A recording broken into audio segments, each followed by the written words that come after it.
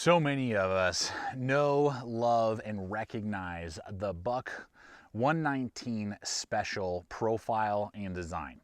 I've reviewed it several times here on the channel. It is iconic, and this particular Pro model with the S35VN and micarta little handle, man, is it epic. But what if you just want to take it to the next level?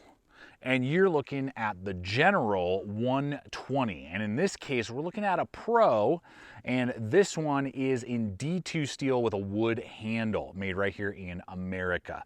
So not only are we going to get to take a look at the big brother to the classic Buck 119, but we're going to take a look just at the design overall. Is it more capable, and if so, by what dimension and how, than its smaller sibling, the 119? Or is it better just to stick with the 119? I'm going to answer that in this video today. And so right out of the gate, we're looking at 7 3/8 of an inch long blade.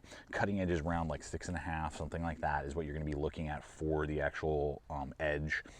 And that's a large, long blade. So you're getting lots of reach, over 7 inches.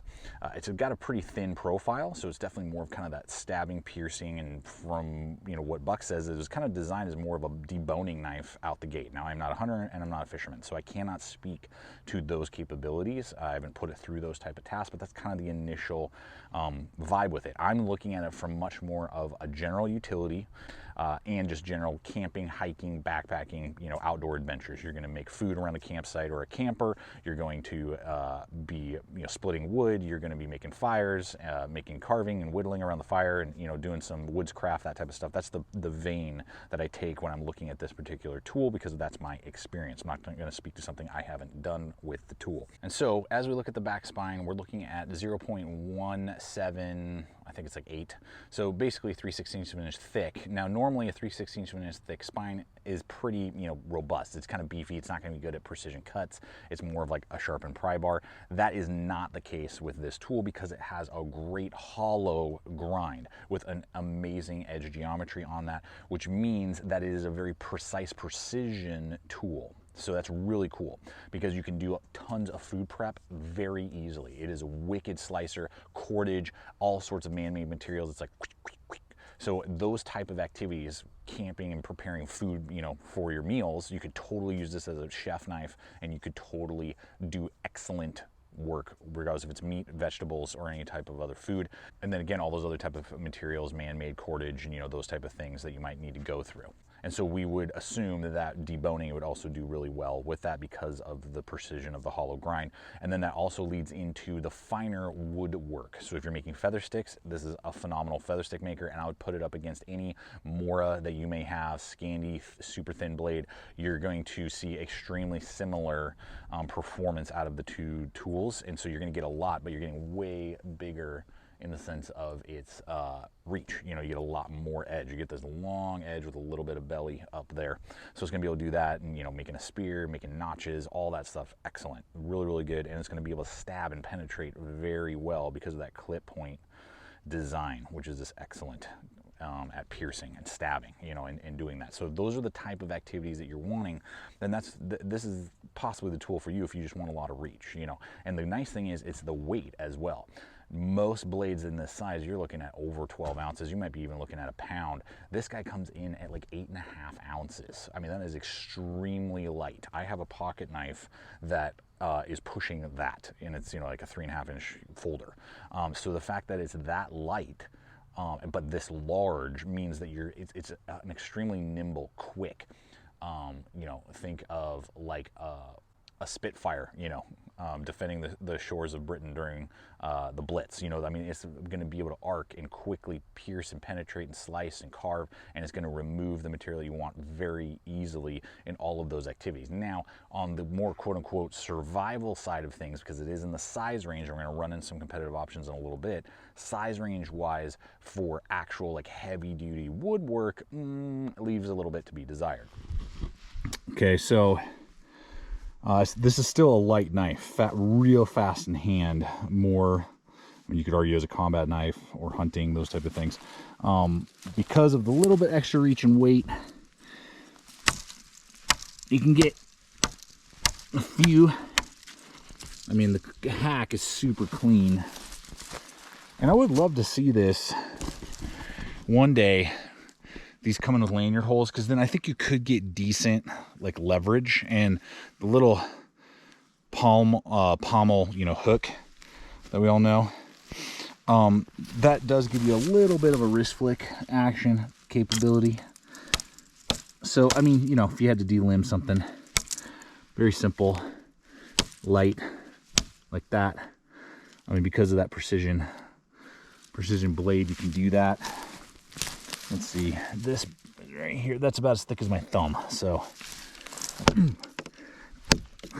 yeah, getting good bites, but yeah, even as thick as my thumb. And this is pretty soft green wood. There we go. Finally, you can get it. So I mean, very light delimbing, pinky size. You know, quick, quick, quick. You could do it. You could actually probably push cut through that better than some hacks. So definitely by no means is this, even though it is larger than the 119, a chopping knife. What about batoning? You have this very large blade that you could span some wood for some kindling. And what I discovered was, as long as you can do something about as thick as your wrist and it's not super hardwood, you could easily do that, you know, and I would feel pretty comfortable. But this is just not a big, you know, splitting fro or something like that. You're going to be, you know, just cranking through logs that are 3 to 4 inches in diameter, and, you know, you're going to try to, you know, not take an axe with you. This is something that you're going to want to pair with, say, like a saw and a hatchet, and have the hatchet and saw do most of the heavy work. This is more of the precise precision, the finer work type of tool. And part of that is not that if I couldn't muscle through and pound through, but the hollow grind, just the edge is going to be a little bit more fragile regardless of the type of steel you used. It's not a fat saber grind, you know, or something like that. And you're also going to have that stick tang, and that kind of leads us into the back end here. And what you have is a rat tail kind of stick tang all the way through, all the way to the back. So it is a full tang, even though it's not exposed.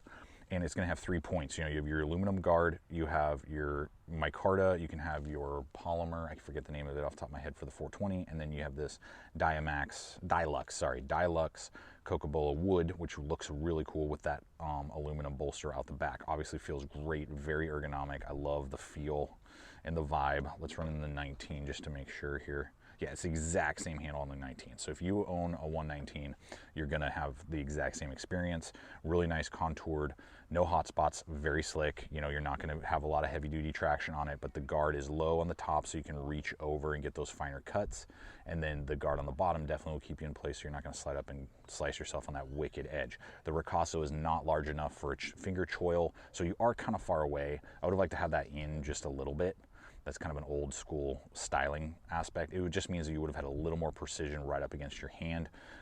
It's not a downer, I'm just kind of more pointing it out for you. And because those are all, you know, I mean, I've had multiple 19s and now this 20, and really, you know, thumped on them and never had them loosen up or have, you know, issues. I just wouldn't do that just because of the design. It's not intended for that. So I wouldn't recommend going nuts. You know, you could do little stuff, you know, just to kind of crack open after you've used the axe to get the little batoning done, but it's not something I would go out of my way to be doing. I do want to touch on the D2 real quick. Now, they do, I believe, 58 to 61 on average with their Boss heat treat that you can see right there. I mean, that's excellent. They've always done, Buck always seems to be able to get the most out of a steel is what I've always found. They get the most out of 420 high carbon. D2 steel, as you can see here, again, high humid environment, not a lot of rust showing up at all. In fact, no rust that I can tell. It's definitely, you know, I wipe it down after I use it if it's kind of moist and, you know, been using it with food prep or something. But that will be better than a lot of your high carbons that we're about to look at. So that's something to kind of consider if you are in that higher humid environment. And then edge retention, you're going to get definitely better edge retention than the 420 high carbon steel version. It won't be, in my opinion, my experience, quite as good as S35VN. I like S35VN a little bit more, and that's why you're going to pay more for it, obviously, as we get into competitive options and everything here in just a moment. But you are going to get a much higher edge retention, which means less need to resharpen all the time when you are using the tools. Okay guys, so we are going to camp here for a bit on competitive options. So really figure out where does the 120 plus, in this case general, fit into a system, and how does it compete, you know, with what else is out there. Now this is going to go for about 130 bucks. And on average, that's about $30 to $35 more than the high carbon steel version. So you're definitely getting some cool upgrade in the handle, and then you're getting an upgrade in the steel as well for not much more. So I think it's actually on a value point compared to the standard and compared to the S35VN Pro version, which is going to be like $210. It's a really good kind of sweet middle spot, and it's nice that they did that. I think that's a really good price point that they're hitting. I will have a bunch of links for you guys below throughout this video for all the options that we're running in, including this buck. So if this does make sense for you, do appreciate it when you use those hyperlinks that we offer to you below. And Buck did send this over to me to give you guys my feedback, my experience, so that you can then, you know, decide whether or not it's the right tool for you. The first one that really makes sense to run into for me is the D2 version of the K-Bar Fighting Knife Extreme. Now, what's really cool, for years I always wanted to get my hands on this, but I always had a combo edge, and so I was never really interested. This one, they now recently came out with a plain edge version, so you can get this with a plain edge version. Basically, you're not going to have the top and bottom guard. It's just going to be the bottom guard, so that makes it a little bit more woodscraft friendly, but you're still getting a massive guard there. They put a lanyard hole on the butt cap as well, and then you got Kraton with that stick tang, you know, all the way through with a pin at the back. And then, of course, D2 steel, made here in America with a polymer sheath over the leather. So obviously way more like newer synthetic, you know, but it's going to be about the same price, about $130 to $140 is what I've seen it running for. And so for me, I would say, because of how wicked the hollow grind is on the buck, it is a better food prep, woodscraft, and hunting tool. It just is. It has a 90-degree spine. There's not a 90-degree spine that's been rounded on the fighting knife. If you are looking at it for more of a utility knife, go bag, or deployment tool, then obviously the K-Bar kind of makes sense. But at that price point in the size range that we're talking about, I mean, we're pushing 7 inches here. One that I wanted to run in was a K-Bar Becker, you know, BK7. You could think the SE6, you know, those type of tools. They're right around that same price point of about $100 for the Becker, maybe a little bit less, and then, you know, you got to upgrade with micarta if you want to go that route, and, you know, they come with a nylon sheath, and then you could do leather or Kydex. The SE will be about $130, $140, so right in that price range. They're 1095 high carbon, so in some ways we could argue that the edge retention isn't going to be as good. They're probably a little tougher in the steel choice, but, you know, they'll be a little bit more prone to rust, and you'll just have to resharpen them more. But I mean, fully exposed tang, definitely a lot heavier, a lot beefier, just a lot tougher, and you can do a lot more with this Becker BK7 in the woods than you can with this buck. Now, in the sense of chopping, batoning, splitting, you know, hard work, you can really go to town on that BK7 and tools like it, and you're not going to be concerned with, you know, durability questions, toughness. Now, it won't carve quite as well, it won't do food prep quite as well, but in this 7-inch range, maybe you're looking more for toughness and durability over the fine precision cuts, slices, and finer work. So something to kind of consider as you're looking at the general.